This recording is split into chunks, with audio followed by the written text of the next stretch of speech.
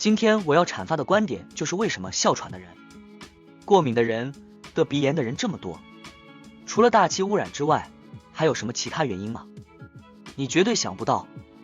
冰箱和空调让哮喘的人、让过敏的人、让得鼻炎的人越来越多了。任何季节我们都能吃上雪糕、冰棍，吃上冰淇淋，这绝对是个灾难。为什么？因为我们五脏六腑当中有一个脏器是最怕凉的，我们的肺，它是最怕凉的。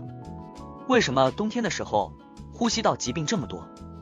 为什么到冬天哮喘的人这么多？为什么到冬天鼻炎的人那么多？天天打喷嚏、流鼻涕、鼻子不通气儿，什么原因呢？辛寒饮冷伤肺，肺是最怕凉的，怕你吃凉东西。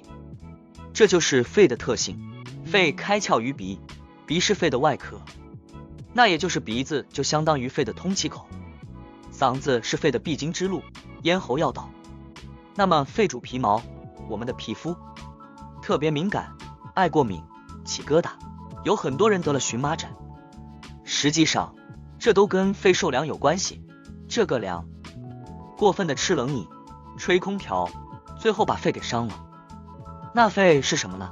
实际上肺连带着我们身体当中的免疫系统，所以很多疾病它都是先从肺来，因为肺主皮毛。所以有的时候你脑门被风吹着了，你就感冒了，一感冒你就咳嗽了，最后还得肺炎。所以都是先从皮肤入侵人体的。怕凉不仅仅是在外部，在内也怕凉。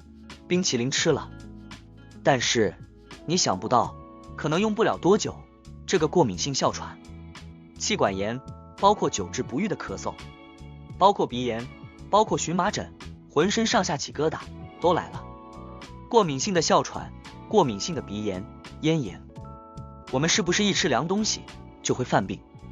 现在人呢就缺乏这种联系，所以就导致呢一边治病一边犯病。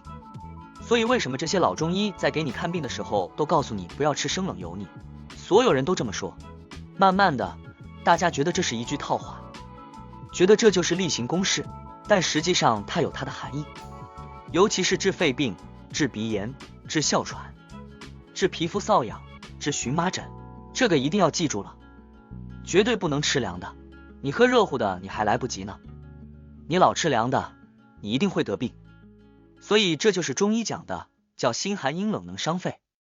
那通过我今天的节目，我相信大家听完之后，是不是倒吸一口凉气？这个雪糕，孩子昨天刚吃完。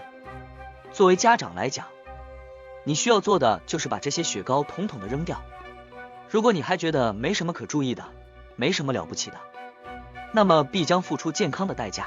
这个是谁也管不了的。所以说得病就4个字，自作自受。我们不希望大家呢最后承受这个结果。所以我今天的节目就是希望大家在生活当中能够忌时生冷，希望大家呢在治病的过程当中，在养生保健的过程当中千万要注意。